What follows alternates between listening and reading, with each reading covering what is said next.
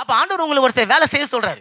ஏன்னா சோம்பேறிகளுக்கு ஆண்டவர் உதவி செய்ய மாட்டார். அப்ப ஆண்டவர் சொல்றாரு, நான் உனக்கு அனுக்கிற காலத்தை வச்சுட்டேன், நீ அதை பெற்றுக்கொள்ள போற. ஆனா அதுக்கு முன்னாடி நீ 2 காரியம் செய்யணும். முதல் காரியம் என்ன பண்ணுங்களாம்? பூமியை சீர்படுத்தணும். ஆமீன். ஆண்டவர் சொல்ற இந்த அனுக்கிரக காலத்துல முதல்ல நீ பூமியை சுத்தப்படுத்து. ஏன் பூமியை சுத்தப்படுத்த சொல்றாரு? நம்ம சென்ற வாரம் பார்த்தது போலதான், இந்த அறுவடை ஏதோ கொஞ்சம் மரக்கால தூக்கி வரக்கூடிய அறுவடை கிடையாது. இந்த அறுவடை ஒரு பெரிய அறுவடை, ஒரு மகா பெரிதான ஒரு அறுவடை, ஏராளமான திரளான அறுவடை உங்களுக்கு வரப்போகுது, உங்க குடும்பத்துக்கு வரப்போகுது. அப்ப முதல்ல நீ சுத்தப்படுத்த வேண்டிய காரியங்களை சுத்தப்படுத்து. நீ ஆயத்தப்படுத்த வேண்டிய பகுதிகளை ஆயத்தப்படுத்து. உன்னுடைய வாழ்க்கையில, என்னுடைய வாழ்க்கையில ஆசீர்வாதத்துக்கு தடை யாருமே இல்லை, தேவனும் கிடையாது, நான் தான். அப்ப என்னுடைய வாழ்க்கையில நான் சுத்தப்படுத்த வேண்டிய பகுதிகள் இருக்கு. என்னுடைய குடும்பத்துல பாழாய் கிடக்கிற இடங்கள் இன்னும் தாராளமா இருக்குது.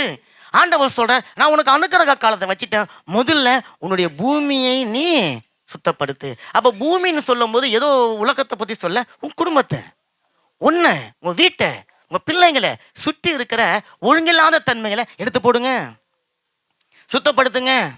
நம்ம பார்த்துடணும், அந்த வெள்ளி காசுல அந்த ஸ்திரீ விளக்கை கொளுத்தி எங்க பார்த்தாலும் வீட்டை சுத்தி பெருக்கணும் இல்லைங்களா? அந்த மாதிரி ஆண்டவர் சொல்றார், ஆராய்ச்சி பண்ணுங்க, ஆராய்ந்து அறிந்து கொள்ளுங்க.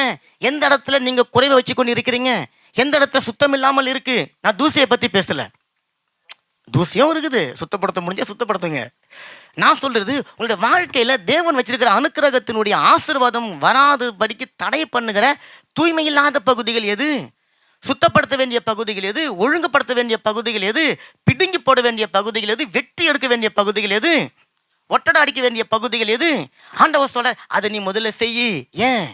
இது எல்லாம் இருக்கும்போது நான் கொடுக்கிற ஆசீர்வாதத்தை நீ கொண்டாந்து வச்சின்னா அது மேலேயும் இது படிஞ்சிடும் இல்ல. அப்ப ஆண்டவர் சொல்ற, அதனால உன்னுடைய பூமியை நீ முதல்ல சுத்தப்படுத்து.